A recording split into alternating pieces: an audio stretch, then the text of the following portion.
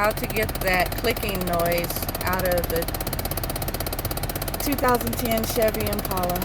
Alright, and it's also from 2006 to 2013 Chevy models.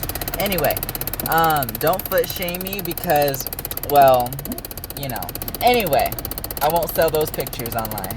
So to get the glove box, you just touch it on the very top or very back, depending on how you got to get your fingers in a very scary spot, and you squeeze them through, and you squeeze just down, and it shouldn't push be it difficult. down in the middle. It should be easy.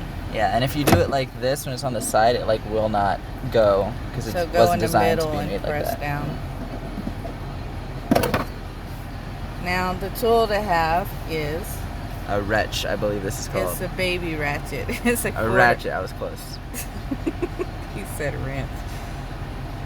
It all sounds the same. What size is that? 86 by 103, I think. CRV, whatever, or a 6. I don't know. It's 6. It's a 6 millimeter.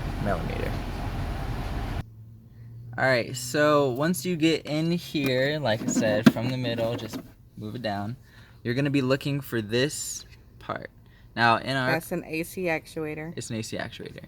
Now, you're looking for this shape inside there, and this is the plug part. You'll find this, and it's going to be facing like that direction, but against the side. Further back. This thing right here with the tag on it. It's a very tight spot to get into.